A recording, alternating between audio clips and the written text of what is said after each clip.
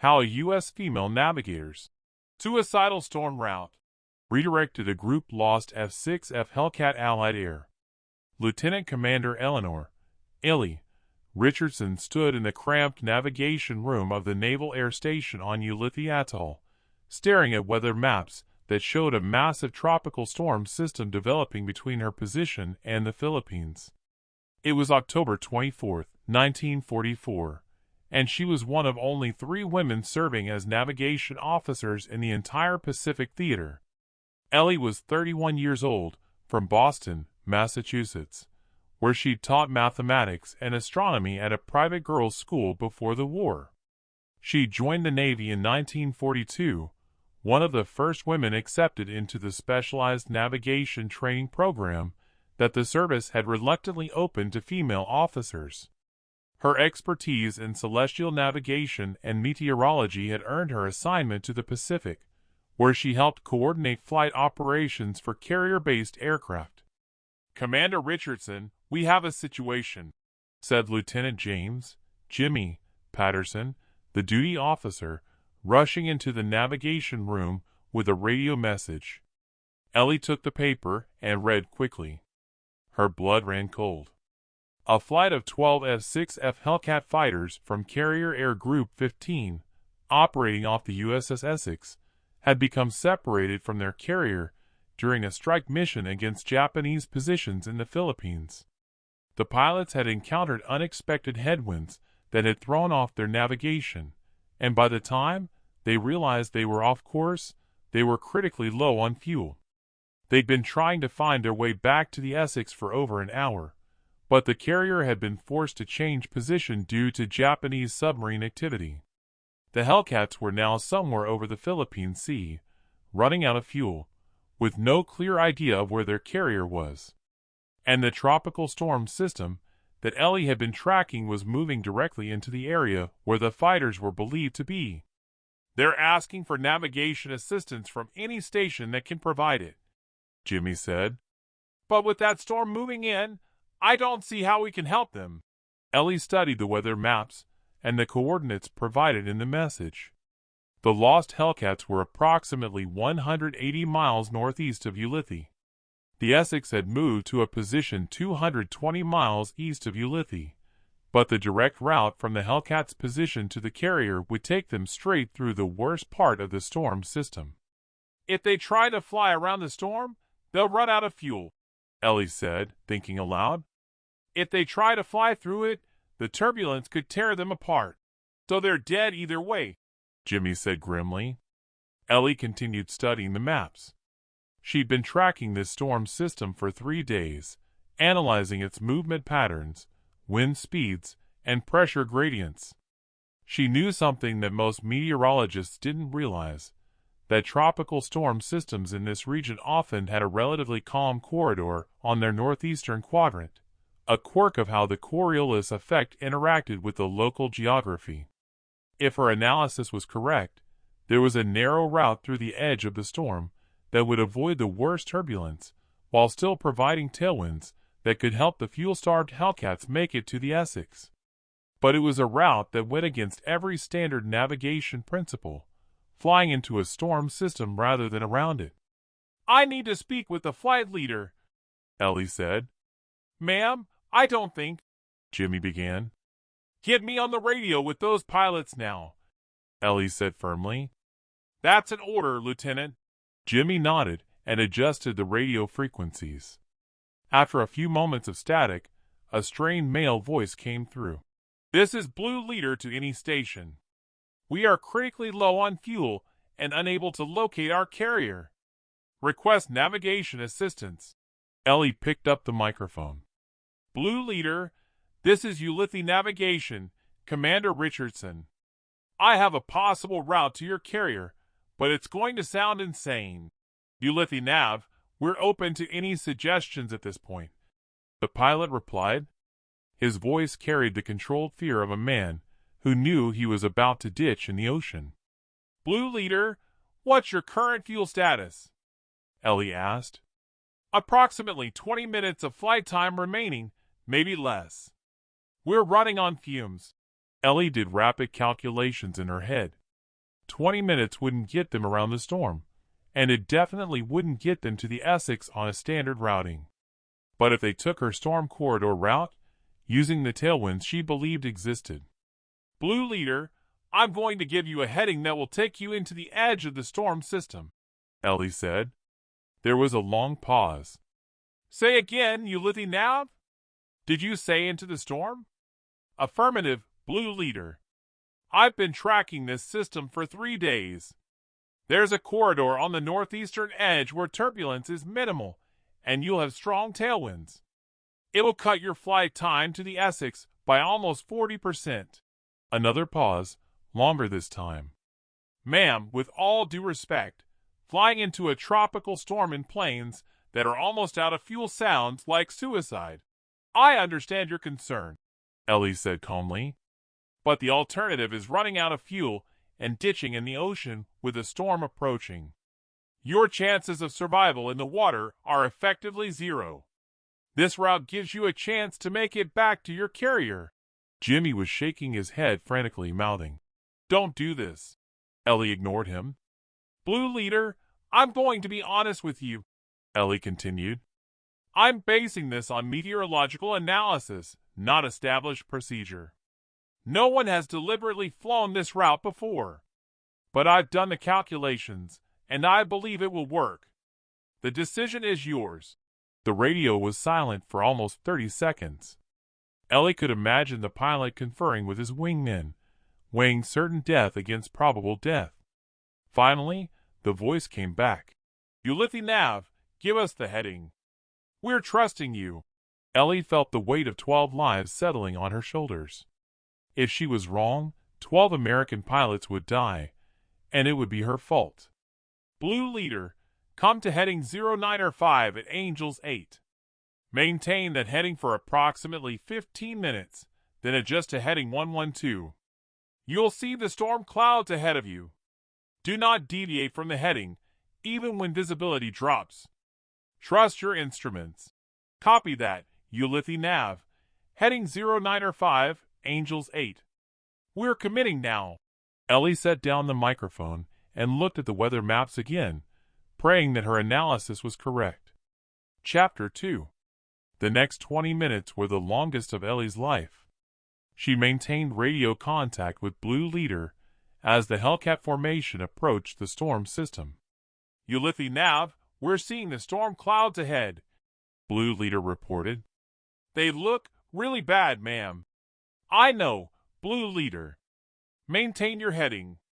You're entering the corridor I identified. The turbulence should be manageable. As the Hellcats entered the storm's edge, the radio transmission became intermittent, broken by static. Ellie could hear the strain in Blue Leader's voice as he reported increasingly rough conditions. Experiencing moderate turbulence, visibility near zero, maintaining heading. Then the radio went completely silent. Blue Leader, Ulithi Nav, do you copy? Ellie called. No response. Jimmy looked at her with a mixture of sympathy and accusation. Commander, I think they're gone. Ellie refused to accept it. Keep trying to raise them. They might just be in a dead zone. For 5 agonizing minutes, there was only static. Ellie found herself gripping the edge of the table, so hard her knuckles turned white. If those pilots were dead, if her calculations had been wrong. Then, miraculously, the radio crackled to life. Ulithi Nav. Blue Leader, we're through. We're through the worst of it. Ellie felt tears of relief welling up. Blue Leader, confirm your status. Are all aircraft accounted for?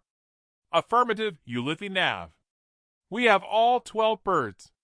Some damage from turbulence, but everyone's still flying. And ma'am, we're getting those tailwinds you predicted. We've picked up almost 40 knots of airspeed. Excellent, Blue Leader. Now execute the course correction.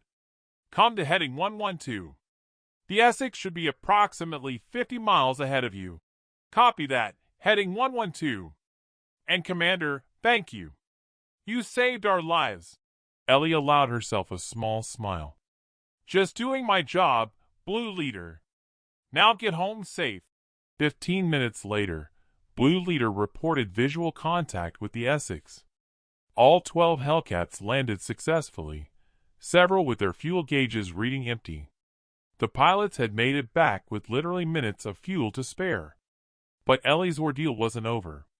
Within an hour of the Hellcat's landing, she received a summons to the office of Rear Admiral Thomas Kincaid, commander of the 7th Fleet, who was temporarily based at Ulithi.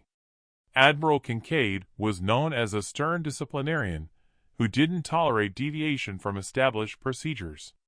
Ellie walked into his office expecting to be relieved of duty. "Commander Richardson," Kincaid said without preamble, "I've received a report that you directed a flight of Navy fighters to fly into a tropical storm." "Yes, sir. I analyzed the weather patterns and identified a low turbulence corridor that—" Kincaid held up a hand. "I'm aware of your reasoning. I've also been informed that all 12 aircraft returned safely to their carrier, which would not have been possible using standard routing." He paused, studying her. "What you did was either brilliant or reckless." "Possibly both." "Sir, I calculated that the storm route offered the best chance of survival," Ellie said carefully. "Standard routing would have resulted in all 12 aircraft ditching in the ocean." "And if you'd been wrong about this corridor of yours?" Kincaid asked. "Then 12 pilots would have died, sir. And I would have been responsible." Kincaid nodded slowly. "That's an honest answer. Tell me, Commander, would you make the same decision again?" Ellie didn't hesitate. "Yes, sir. If the alternative was certain death, I'd take a calculated risk every time, even if it violates standard procedures?" "Especially if it violates standard procedures, sir. Procedures exist to handle normal situations. This wasn't normal." For the first time, Kincaid smiled. "The pilots of that Hellcat flight have submitted a formal commendation for you. They're calling you the Storm Navigator and crediting you with saving their lives." He stood and extended his hand. "Well done, Commander Richardson. The Navy needs more officers willing to think creatively when lives are at stake." Chapter 3. Word of Ellie's suicidal storm route spread quickly through the Pacific Fleet. Within days, pilots throughout the theater were discussing the female navigator who'd saved 12 Hellcats by routing them through a tropical storm. The meteorology community was equally intrigued. Ellie's identification of low turbulence corridors and tropical storm systems challenged conventional wisdom about how these weather patterns behaved. She was asked to present her findings to the Navy's Weather Service, and her analysis led to new protocols for emergency navigation through tropical weather systems. But not everyone was impressed. Some senior officers privately grumbled that Ellie had been reckless and lucky, that her success didn't justify the risk she'd taken. There were whispers that female officers were too emotional for critical decision-making roles, that Ellie's gamble could just as easily have resulted in disaster. These whispers reached Ellie, but she refused to let them affect her work. She continued serving as a navigation officer at Ulithi for the remainder of the war, coordinating flight operations and providing routing guidance to hundreds of aircraft. In February 1945, she helped navigate a massive carrier strike force through another storm system, using the same corridor technique she'd pioneered. And in April 1945, when a damaged B-29 Superfortress returning from a raid on Japan became lost in bad weather, Ellie provided the routing that guided it safely to an emergency airfield on Iwo Jima. The 12 pilots whose lives she'd saved remained grateful. Lieutenant Commander Jack Morrison, who'd been Blue Leader that day, wrote to Ellie regularly throughout the remainder of the war. After the war ended, he made it his personal mission to ensure that her contribution was properly recognized. In 1946, Eleanor Richardson was awarded the Legion of Merit for her service as a navigation officer in the Pacific Theater. The citation specifically mentioned her innovative navigation solution that saved 12 aircraft and crew members during combat operations. But perhaps the greatest recognition came from an unexpected source. In 1947, the Grumman Aircraft Engineering Corporation, manufacturer of the F6F Hellcat, sent Ellie a letter thanking her for her service. Enclosed with the letter was a scale model of an F6F Hellcat with a special plaque. To Commander Eleanor Richardson, the Storm Navigator, from 12 pilots who lived to fight another day. After the war, Ellie returned to teaching, but with a significant upgrade. She was appointed as a professor of navigation and meteorology at the U.S. Naval Academy in Annapolis, becoming one of the first women to hold a faculty position at the institution. She taught there for 25 years, training thousands of naval officers in the art and science of navigation. Her specialty course, Non-Standard Navigation in Emergency Situations, became legendary among midshipmen. In it, she taught not just the mechanics of navigation, but the judgment required to know when to follow the rules and when to trust your analysis over established procedures. Navigation is both science and art, she would tell her students. The science gives you the tools. The art tells you when to use them in unconventional ways. The storm route I developed in 1944 wasn't in any manual.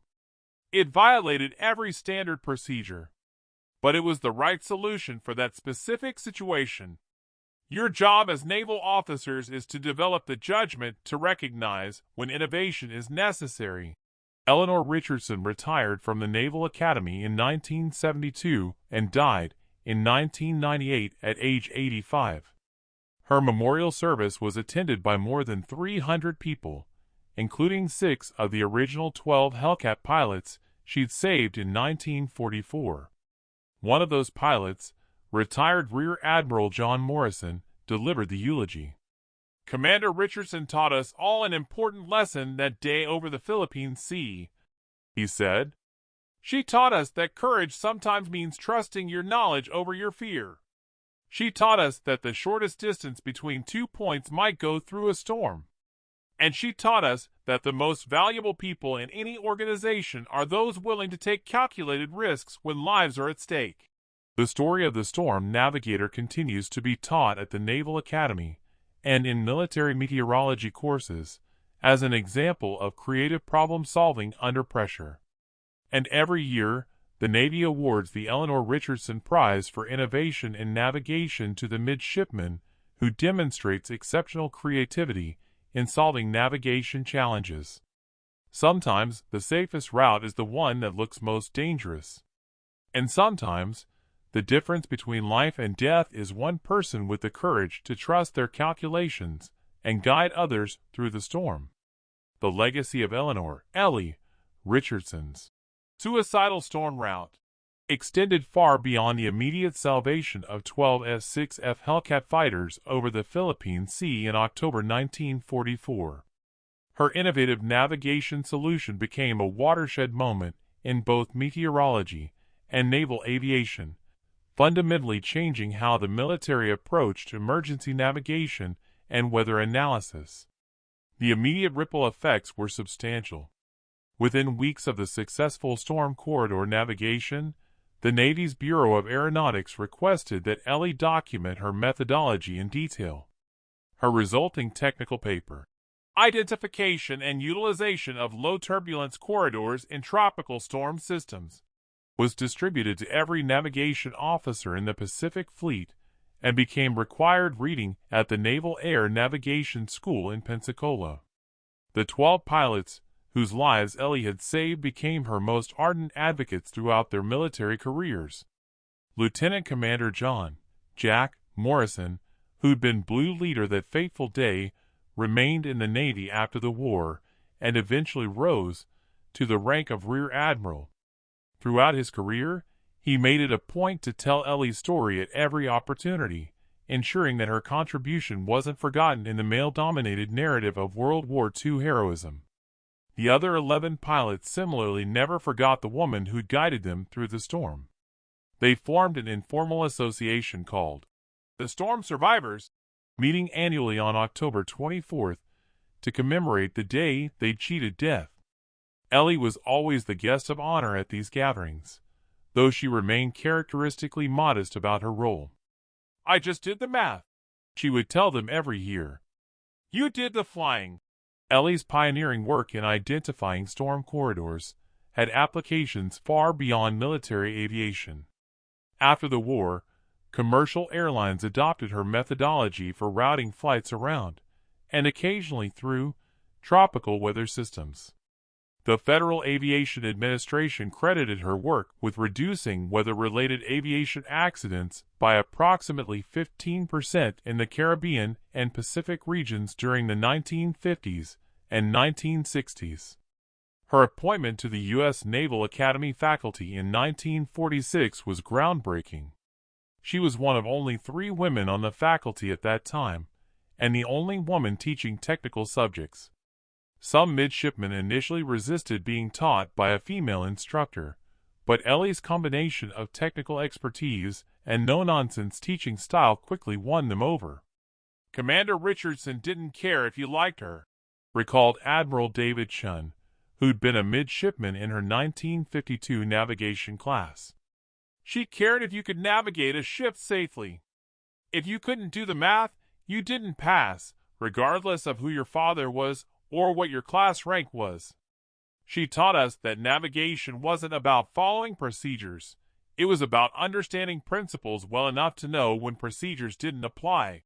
Her legendary course, Non-Standard Navigation in Emergency Situations, became one of the most sought-after electives at the Naval Academy. Midshipmen competed fiercely for the limited slots, knowing that Commander Richardson's class was both brutally difficult and incredibly valuable. The course used real-world scenarios drawn from her wartime experience, challenging students to develop creative solutions when standard procedures weren't adequate. One of her most famous teaching exercises involved giving students the exact scenario she'd faced in 1944, 12 fuel-starved fighters, a tropical storm, and 20 minutes to make a decision. Students who recommended the safe, by-the-book solution that would have resulted in ditching received failing grades. Ellie wanted her students to understand that sometimes following the rules meant accepting defeat. The impact of her teaching extended across decades of naval officers. Between 1946 and 1972, more than 4,000 midshipmen took courses from Commander Richardson. Among them were 3 future chiefs of naval operations, 17 admirals, and hundreds of commanding officers who credited her with teaching them to think creatively under pressure. In 1965, Ellie was promoted to captain, one of the first women to achieve that rank in the U.S. Navy. The promotion came with offers to transfer to administrative positions in Washington, but she declined them all, preferring to remain at the Naval Academy where she could continue teaching. "Pushing paper in the Pentagon doesn't save lives," she told a reporter in 1968. "Teaching young officers to navigate safely does." Beyond her teaching duties, Ellie continued contributing to meteorological research. She collaborated with civilian weather scientists to refine understanding of tropical storm dynamics, and her work on storm corridor identification influenced the development of hurricane tracking and prediction systems. The National Hurricane Center adopted several of her analytical techniques in the 1960s, improving their ability to forecast storm behavior. Her personal life remained largely private. She never married, dedicating herself entirely to her naval career and teaching. But she formed deep friendships with her students and colleagues, many of whom became lifelong correspondents. Her small apartment near the Naval Academy was filled with letters, photos, and mementos from officers she'd taught who wanted to thank her for lessons that had saved their lives or careers. In 1975, 3 years after her retirement, the Navy christened a new oceanographic research vessel, the USNS Eleanor Richardson, TAGOR-25. The ship was specifically designed for meteorological and oceanographic research in tropical waters, a fitting tribute to the woman who'd pioneered the understanding of tropical storm navigation. At the ship's commissioning ceremony, Rear Admiral John Morrison, RET, now 71 years old and still grateful for the storm route that had saved his life 31 years earlier, delivered the keynote address. Eleanor Richardson taught the Navy 3 crucial lessons, Morrison said. First, that expertise isn't determined by gender, but by knowledge and courage. Second, that the safest route isn't always the most obvious one. And third, that when lives are at stake, you trust your calculations and act decisively, even if everyone else thinks you're crazy. The Eleanor Richardson Prize for Innovation in Navigation, established in 1976, became one of the Naval Academy's most prestigious awards. Winners received a medal, a scholarship, and a copy of Ellie's original 1944 technical paper on storm corridors, signed by her personally until her death. Ellie's final years were spent quietly in Annapolis, occasionally lecturing at the Naval Academy as a guest speaker and mentoring young female officers who were following the path she'd pioneered. She watched with satisfaction as the Navy gradually became more accepting of women in technical and leadership roles, though she remained adamant that there was still progress to be made. "They let women navigate now, but they still act surprised when we're good at it," she told an interviewer in 1995. As if mathematics and meteorology care about gender. When Eleanor Richardson died on March 15, 1998, at age 85, her funeral at the Naval Academy Chapel was attended by over 500 people.